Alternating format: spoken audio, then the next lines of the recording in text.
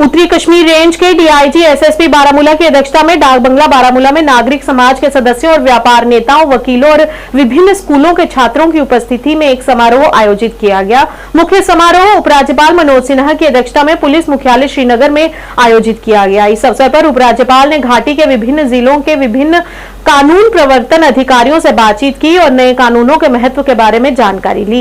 SSP Baramulla ने media से बात करते हुए कहा कि बारामूला पुलिस ने कश्मीर क्षेत्र में महत्वपूर्ण मील का पत्थर चिन्हित करते हुए पुलिस स्टेशन क्रेरी में भारतीय न्याय संहिता के तहत पहली एफआईआर दर्ज कर ली है। नया आपराधिक कानून ढांचा भारत की आपराधिक न्याय प्रणाली में महत्वपूर्ण प्रगति का प्रतीक है, जो वैश्विक मानकों के साथ रेखांकित है और सभी नागरिकों के लिए न्याय, जवाबदेही और सुरक्षा को प्राथमिकता देता है।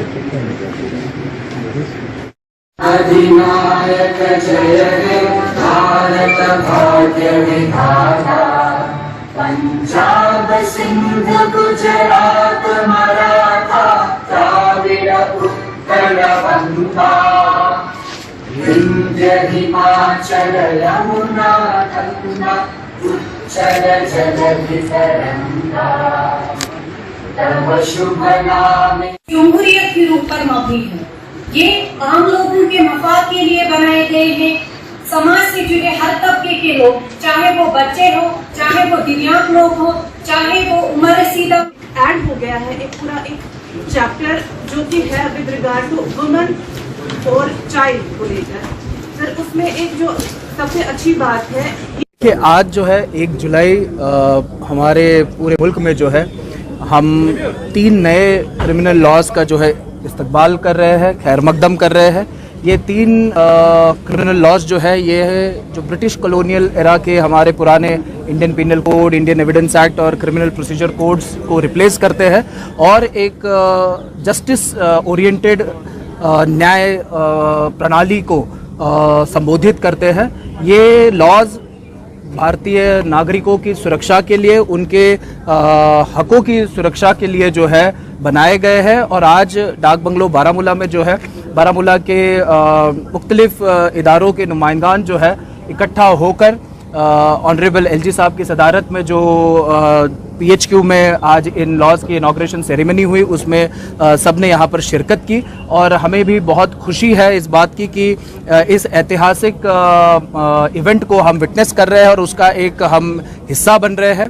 मैं आप सबके कंजम्पशन के लिए बताता चलूँ कि बारामूला पुलिस ने भी जो है पहले एफआईआर दर्ज की है इस नए कानून के तहत पुलिस स्टेशन क्रेरी में और इल्लीगल माइनिंग के खिलाफ ये केस दर्ज हुआ है। तो हमारा जो रिजॉल्व है सिटीजन्स के जस्टिस को इंश्योर करने के लिए और उनके हकों की तहफ़्फ़ुज़ के लिए, वो रिजॉल्व हम और सुदृढ़ करते हैं, आज स्ट्रेंथन करते हैं। और मुझे पूरा यकीन है कि जम्मू कश्मीर पुलिस के सारे जवान और अहलकार मिलकर इन नए कानून के इम्प्लीमेंटेशन को सक्सेसफुल बनाएंगे। जी आज तो बेशक एक हिस्टोरिक दिन है। वो ये कि हमारे जो कवानीन है, जो पहले इंडियन पेनल कोड था, इंडियन एविडेंस एक्ट था, सीआरपीसी जिसको हम बोलते थे क्रिमिनल प्रोसीजर कोड, इनका पहले ही जो नाम है वो बदल गया है। अब हमारा जो इंडियन एविडेंस एक्ट है उसको हम भारतीय साक्ष्य अधिनियम के नाम से जानेंगे आज के बाद से, 1 जुलाई 2024 के बाद से। और CRPC जो था उसको हम भारतीय नागरिक सुरक्षा संहिता, और जो IPC था उसका अब नया नाम है BNS, भारतीय नागरिक संहिता, भारतीय न्याय संहिता। न्याय मतलब इंसाफ। तो इसमें मैं ये कहूँगी कि बहुत अच्छे एडिशंस हुए हैं, जो कानून इसमें ऐड हो गए हैं वो बहुत ही उम्दा है। किस चीज़ के लिए? जस्टिस डिलीवर करने के लिए। पुलिस को ज़्यादा से ज़्यादा अकाउंटेबल ठहरा रहा है। ये जो नए प्रोविजंस आ गए हैं इसमें पुलिस इज़ मोर अकाउंटेबल, और इसमें ट्रांसपेरेंसी आई है। अब ट्रांसपेरेंसी इस तरीके की आई है कि अब अगर किसी जगह कोई बंदे को अरेस्ट करना है तो उसका वीडियोग्राफी होगा। जैसे NDPS में दिखाते हैं कि किसी से कोई नारकोटिक कोई सब्सटेंस पकड़ा है तो उसका प्रॉपरली सीजर के वक्त वीडियो बनेगा, अरेस्ट के वक्त वीडियो बनेगा, फिर जो भी कार्रवाई होगी इसका एक रिकॉर्ड रहेगा। इससे पहले ये सारा रिटन था, अभी पूरा रिकॉर्ड डिजिटलाइजेशन हुई है, ये सारा रिकॉर्ड। तो इससे क्या होता है कि पुलिस अब वो जो हैम्परिंग या टैम्परिंग होती थी एविडेंस के साथ वो कम हो जाएगी, उसकी गुंजाइश नहीं रही है। फिर क्या होता था, तो कोर्ट में जो है प्रोसेस ऑफ जो लॉ है ना ये बहुत लंबा खिंचता है, क्योंकि इसमें बहुत टाइम लगता था। जैसे ना हम यूज्ड हो गए ना वो जो एक बनता तारीख पे तारीख, मगर उसका वजह ये था कि वो सिस्टम ही वैसा था, क्योंकि हमें एक गवाह को लाने में कभी 1 साल भी लगता था। अब वो चीज़ नहीं है, उसको कॉल करके उसका वीडियो लेके उसका स्टेटमेंट गवाह का हम उसी वक्त ले सकते हैं कोर्ट में ही, जो आधे घंटे में होगा।